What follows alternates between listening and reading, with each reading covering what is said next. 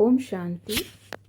आज की अव्यक्त मुरली का शीर्षक है ब्राह्मणों का मुख्य धंधा समर्पण करना और कराना, पार्ट 2। दिन प्रतिदिन कदम आगे समझते हो। ऐसे भी नहीं सोचना कि अभी समय पड़ा है, पुरुषार्थ कर लेंगे, लेकिन समय के पहले समाप्ति करके और इस स्थिति का अनुभव प्राप्त करना है। अगर समय आने पर इस स्थिति का अनुभव करेंगे तो समय के साथ स्थिति भी बदल जाएगी। समय समाप्त तो फिर अव्यक्त स्थिति का अनुभव भी समाप्त हो, दूसरा पार्ट आ जाएगा। इसलिए पहले से ही अव्यक्त स्थिति का अनुभव करना है। कुमारियां दौड़ने में तेज होती हैं, तो इस ईश्वरीय दौड़ में भी तेज जाना है। फर्स्ट आने वाले ही फर्स्ट के नज़दीक आएंगे। जैसे साकार फर्स्ट गया ना। लक्ष्य तो ऊंचा रखना है। लक्ष्य संपूर्ण है तो पुरुषार्थ भी संपूर्ण करना है, तभी संपूर्ण पद मिल सकता। संपूर्ण पुरुषार्थी अर्थात सभी बातों में अपने को संपन्न बनाना बड़ी बात तो है नहीं। जानने के बाद याद करना मुश्किल होता है क्या? जानने को ही नॉलेज कहा जाता है। अगर नॉलेज लाइट और माइट नहीं है तो वह नॉलेज ही किस काम की? उनको जानना नहीं कहा जाएगा। यही जानना और करना एक है। औरों में जानने और करने में फर्क होता है। नॉलेज वह चीज़ है जो वह रूप बना देती है। ईश्वरीय नॉलेज क्या रूप बनाएगी? ईश्वरीय स्थिति। तो ईश्वरीय नॉलेज लेने वाले ईश्वरीय रूप में क्यों नहीं आएंगे? थ्योरी और चीज़ है। जानना अर्थात बुद्धि में धारणा करना और चीज़ है। धारणा से कर्म ऑटोमेटिकली हो जाता है। धारणा का अर्थ ही है उस बात को बुद्धि में समाना। जब बुद्धि में समा जाते हैं तो फिर बुद्धि के डायरेक्शन अनुसार कर्मेंद्रियां भी वह करती हैं। नॉलेजफुल बाप के हम बच्चे हैं और ईश्वरीय नॉलेज की लाइट माइट हमारे साथ है। ऐसे समझकर चलना है। नॉलेज सिर्फ सुनना और चीज़ है। सिर्फ सुनना नहीं, लेकिन समाना है। भोजन खाना और चीज़ है, हजम करना और चीज़ है। खाने से शक्ति नहीं आएगी। हजम करने से शक्ति कहाँ से आ जाती है? खाए हुए भोजन को हजम करने से ही शक्ति रूप बनता है। शक्तिवान बाप के बच्चे और कुछ कर ना सके, यह हो सकता है? नहीं तो बाप के नाम को भी शर्माते हैं। सदैव यही एम रखनी चाहिए, हम ऐसा कर्म करें जो मिसाल बनकर दिखाए। इंतजार में नहीं रहना है, लेकिन एग्जाम्पल बनना है। बाप एग्जाम्पल बनाना। अपने घर में आए हो यह समझते हो। जब कोई भटका हुआ अपने घर पहुंच जाता है तो जैसे विश्राम मिल जाता है, तो यहाँ विश्राम की भासना आती है। स्थान मिलने से विश्राम की स्थिति हो जाती है। सदैव विश्राम की स्थिति में समझो। भल कार्य अर्थ जाओ तो भी यह स्थिति का अनुभव साथ ले जाना।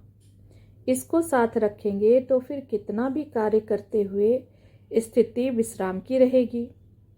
विश्राम अवस्था में शांति सुख का अनुभव होता है। अपने में जब शक्ति आ जाती है तो फिर वातावरण का भी असर अपने पर नहीं होता, लेकिन हमारा असर वातावरण पर रहे। सर्वशक्तिवान वातावरण है या बाप? जब सर्वशक्तिवान बाप के बच्चे हो तो फिर वातावरण आपसे शक्तिशाली क्यों? अपनी शक्ति भूलने से ही वातावरण का असर होता है। जैसे डॉक्टर कोई भी बीमारी वाले पेशेंट के आगे जाएगा तो भी उनको असर नहीं होगा, वैसे ही अपनी स्मृति रखकर सर्विस करनी है। यह अपने में शक्ति रखो कि हमें वातावरण को बनाना है, ना कि वातावरण हमको बनावे। युगल होते हुए भी अकेली आत्मा की स्मृति में रहते हो। आत्मा अकेली है ना।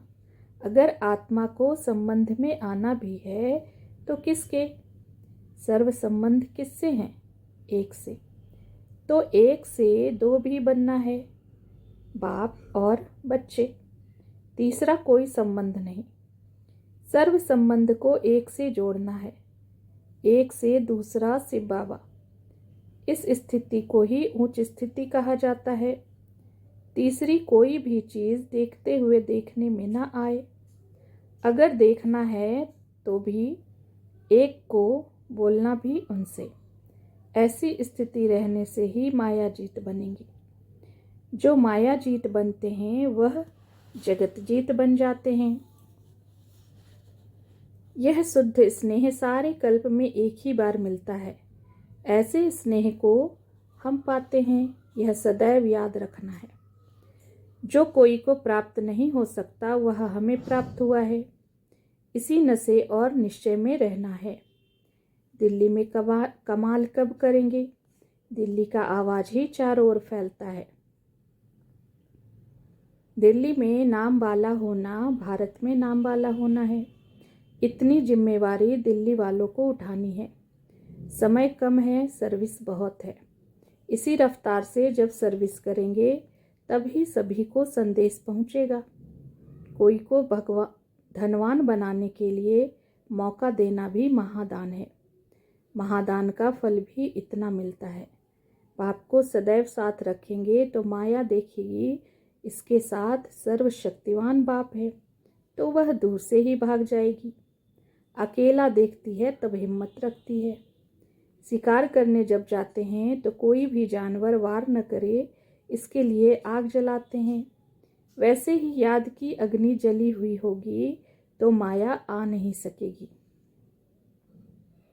यह लगन की अग्नि बुझनी नहीं चाहिए। साथ रखने से शक्ति आप ही आ जाएगी, फिर विजय ही विजय है। बाप दादा को बुजुर्ग माताएं सबसे प्यारी लगती हैं, क्योंकि बहुत दुखों से थकी हुई हैं, तो थके हुए बच्चों पर बाप का स्नेह रहता है। इतना स्नेह बच्चों को भी रखना है। घर बैठे भी याद की यात्रा में पास हो गए तो भी आगे बढ़ सकते हो। जितना याद की यात्रा में सफल होंगे तो मन की भावनाएं भी शुद्ध हो जाएंगी। सभी सर्विस में सहयोगी हो रहते हो। जितना दूसरों को संदेश देते हैं उतना अपने को भी संपूर्णता का संदेश मिलता है, क्योंकि दूसरों को समझाने से अपने को संपूर्ण बनाने का ना चाहते हुए भी ध्यान जाता है। यह सर्विस करना भी अपने को संपूर्ण बनाने का मीठा बंधन है। इस बंधन में जितना अपने को बांध लेंगे उतना ही सर्व संबंधों से मुक्त होते जाएंगे। सर्व बंधनों से मुक्त होने का साधन क्या हुआ? एक बंधन में अपने को बांधना। यह मीठा बंधन भी अब का ही है, फिर कभी नहीं होता। सभी इस ईश्वरीय बंधन में बंधी हुई आत्माएं हैं। श्रेष्ठ कर्म करने से ही श्रेष्ठ पद मिल सकता है और श्रेष्ठाचारी भी बन जाते हैं। एक ही श्रेष्ठ कर्म से वर्तमान भी बन जाता है और भविष्य भी बनता। जिससे दोनों ही श्रेष्ठ बन जाए वह कर्म करना चाहिए। अहमदाबाद को सभी से ज़्यादा सर्विस करनी है, क्योंकि अहमदाबाद सभी सेंटर्स का बीज रूप है। बीज में ज़्यादा शक्ति होती है ना। खूब ललकार करो, जो गहरी नींद में सोए हुए भी जाग उठें। कुमारियाँ तो बहुत कमाल कर सकती हैं। एक कुमारी में जितनी शक्ति है तो इतनी सर्विस में सफलता दिखानी चाहिए। कुमारियाँ पुरुषार्थ में सर्विस में सभी से तेज जा सकती हैं। शक्तियाँ सर्विस में आगे हैं वह पांडव। अपना यादगार है, हम कल्प पहले वाले पांडव हैं। कितने बार पांडव बने हो? जो अनगिनत बार होती है वह पक्की याद रहती है ना। यह स्मृति रहेगी तो फिर कभी भी विस्मृति नहीं होगी। करते पहले भी हम ही थे, अब भी हम ही हैं। यह नशा और निश्चय रखना है। हम ही हकदार हैं। किसके? ऊंच ते ऊंच बाप के। यह याद रहने से फिर सदैव एक रस अवस्था रहेगी। एक की याद में रहने से ही एक रस अवस्था होगी। अव्यक्त में सर्विस कैसे होती है, यह अनुभव होता जाता है। अव्यक्त में सर्विस का साथ कैसे सदैव रहता है, यह भी अनुभव होता है। जो वायदा किया है कि स्नेही आत्माओं के हर सेकेंड साथी हैं, ऐसे सदैव साथ का अनुभव होता है।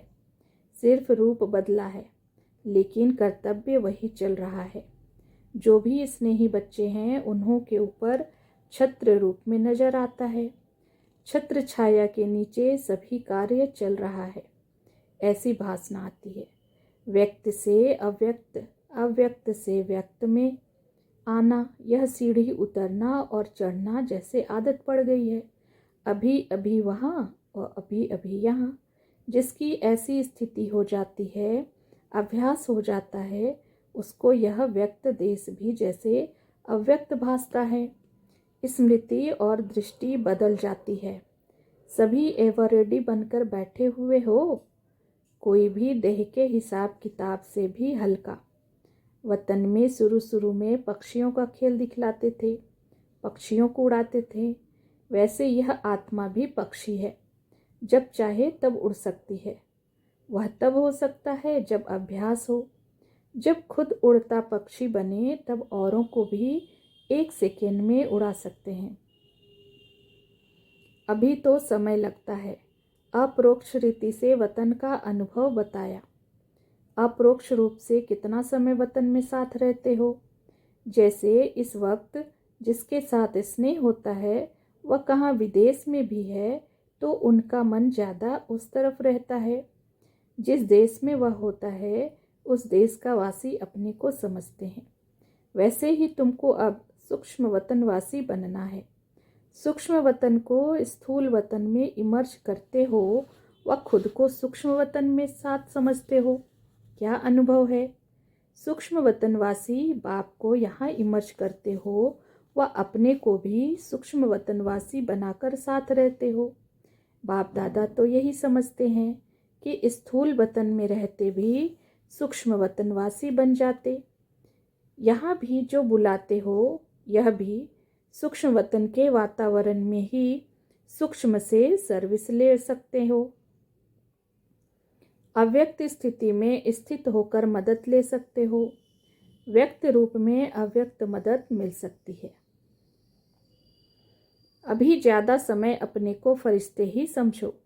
फरिश्तों की दुनिया में रहने से बहुत ही हल्कापन अनुभव होगा, जैसे कि सूक्ष्म वतन को ही स्थूल वतन में बसा दिया है। स्थूल और सूक्ष्म में अंतर नहीं रहेगा, तब संपूर्ण स्थिति में भी अंतर नहीं रहेगा। यह व्यक्त देश जैसे अव्यक्त देश बन जाएगा। संपूर्णता के समीप आ जाएंगे। जैसे बाप दादा व्यक्त में आते भी हैं, तो भी अव्यक्त रूप के अव्यक्त देश की अव्यक्ति प्रवाह में रहते हैं। वही बच्चों को अनुभव कराने लिए आते हैं। ऐसे आप सभी भी अपने अव्यक्त स्थिति का अनुभव औरों को कराओ। जब अव्यक्त स्थिति की स्टेज संपूर्ण होगी, तब ही अपने राज्य में साथ चलना होगा। एक आँख में अव्यक्त संपूर्ण स्थिति, दूसरी आँख में राज्य पद ऐसे ही स्पष्ट देखने में आएंगे, जैसे साकार रूप में दिखाई पड़ता है।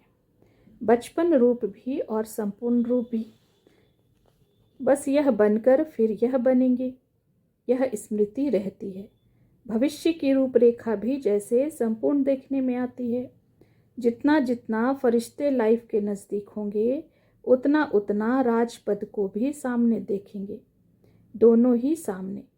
आजकल कई ऐसे होते हैं जिनको अपने पास्ट की पूरी स्मृति रहती है, तो यह भविष्य भी ऐसे ही स्मृति में रहे, यह बनना है।